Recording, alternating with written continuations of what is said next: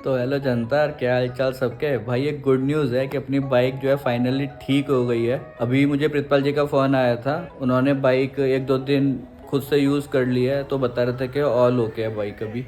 वैसे आप लोगों को तो पता ही कि मैं बाइक की सर्विस कराने के लिए गया था, लेकिन जब उन्होंने उसके टेस्ट राइड लिए तो पता चला कि उसमें बहुत कुछ होना बाकी है। अभी इस बाइक में जो जो काम करवाया ना, उसके बाद तो बाइक पूरी की पूरी नई हो जानी है। कुछ इसमें परफॉर्मेंस पार्ट भी इम्प्रूव करें, तो मेरे को बहुत ज़्यादा एक्सपेक्टेशन है अब इस बाइक से कि जैसी मैं चाहता हूँ ये वैसी बन जाए या वैसी ही चले जैसी मेरे को चाहिए। मैंने क्या है ना, इसका जो कंबर्शन साइड होता है ना, उसमें चेंजेस करवाए हैं। जैसे कंबर्शन के लिए क्या ज़रूरी होता है, फ्यूल ज़रूरी होता है, एयर फ्लो ज़रूरी होता है, एंड स्पार्क जिससे आग लगती है वो ज़रूरी होता है। तो उसमें काफ़ी सारे चेंजेस करें परफॉर्मेंस के लिए। सो जो स्पार्क होता है तो उसके लिए मैंने रेडियम के स्पार्क प्लग यूज़ करें जो डालते हैं। और एयर फ्लो के लिए मैंने इसमें BMC का एयर फ़िल्टर डाला है, परफॉर्मेंस एयर फ़िल्टर, ताकि एयर इनटेक जो है वो और बेटर हो जाए। परफॉर्मेंस एयर फ़िल्टर बोलते हैं इसको।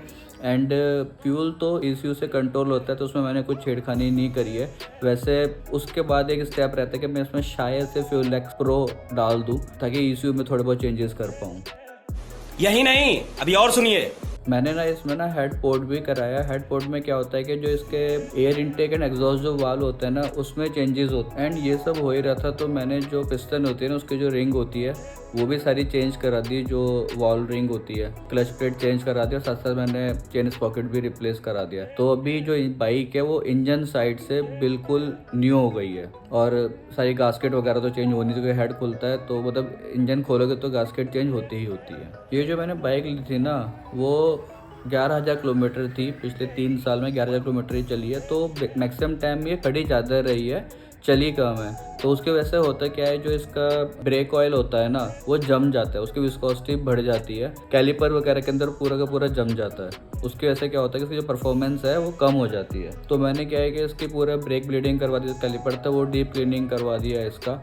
और इसके अंदर मैंने थोड़े स्टैंडर्ड वाले से ऊपर वाले जो सेंटर्ड ब्रेक पैड आते हैं, मैंने क्रैंक 1 के यूज़ करे हैं, तो वो भी मैंने इसके अंदर डलवा दिए। और भी यार काफ़ी सारे काम हुए हैं इसमें छोटे मोटे, जो अभी मुझे बिल्कुल याद नहीं आ रही। बस तो मन कर रहा है फटाफट बाइक लेके आ जाओ। ऑलमोस्ट 1-1.5 महीने लग गया सारे प्रोसेस को होने में। तो now hope for the best. तो अब चलते हैं बस सीधा बाइक लेने के लिए, वहीं रास्ते में बाकी बातें करता हूँ मैं। अभी तक का जो मेरा एक्सपीरियंस रहा है ना प्रितपाल जी के साथ में, तो काफ़ी पॉजिटिव रहा है। मतलब जैसे मेरे बाइक के हेड में प्रॉब्लम थी, उन्होंने स्टार्ट करी, एकदम से उन्होंने बताया था कि भाई ये साउंड आ रही है और थोड़ी क्रिटिकल है। एक तो तरीका ये था कि भाई सीधा का सीधा सारे के सारे पार्ट चेंज कर देते हैं। हेड के चेक कर रहे थे कि क्या क्या पार्ट ख़राब है और क्या क्या पार्ट अपने को चेंज करना है। वरना दूसरा कोई भी मैकेनिक होता तो, क्योंकि उसको तो भाई पैसे देने नहीं थे, वो क्या करता कि भाई ये ले आओ, ये ले आओ, ये ले आओ, ये ले आओ, और सारा सामान वो चेंज कर देता और अपनी जो भी उनकी लेबर कॉस्ट बैठ रही थी वो चार्ज कर देता या फिर खुद ही। तो उसमें क्या होता है, जो एंड कस्टमर होता है ना, उसका बिल ज़्यादा बैठ जाता है और मैकेनिक भी अपने मज़े ले लेता है। उन्होंने ऐसे नहीं करा।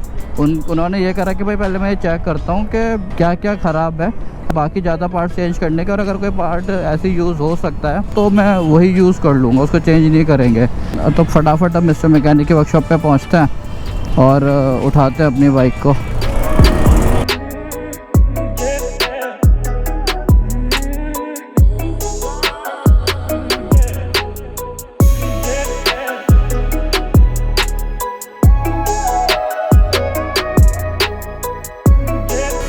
ये खड़ी है अपनी बाइक, चमक रही है भाई साहब।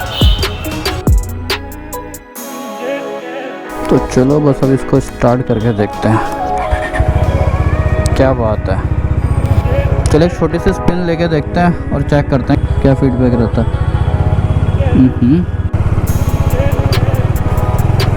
ओहो, गियर स्मूथ, गियर बहुत स्मूथ हो गया।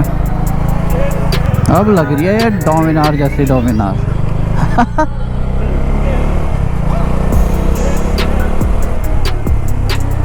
आवाज़ भी एकदम चेंज हो गई। अब ना जो बेसी साउंड था वो साउंड आ रहा है, वो पीछे जो cut cut cut cut cut cut cut cut होता था ना, वो नहीं आ रहा। तो भाई बाइक ना बहुत बढ़िया चल रही है। मतलब टू बी वेरी ऑनेस्ट, मैं 100% सेटिस्फाइड हूँ पाजी की सर्विस से। और मतलब कि उनकी सर्विस है वैसे उनके चार्जेस भी है, मतलब वो भी एक नंबर है। उनके काम को वो प्राइस जस्टिफाई करता है। और वैसे मुझे कंफ्यूजन था कि सर्विस नहीं हुई, सर्विस हो गई है। रेडिएटर क्लीन हो गया है, कूलेंट डलवाया, प्यूटेलन के डलवाया, रेस्ट्रेक वाला। पाजी के जो चार्जेस बैठे हैं वो बैठे अराउंड 17,500 रुपये। इन 17,500 के अंदर जो मैंने उनको पार्ट्स उनको दे दिए थे परचेज करके वो इंक्लूडेड नहीं है। तो अभी जो मेरी मेजर सर्विस हुई है वो 13,764 रुपये हुई है। तो टोटल कितना खर्चा आया वो मैं एक घर जाके टोटल देखता हूँ, बिल बनाता हूँ, फिर आपको बताता हूँ कितना क्या है।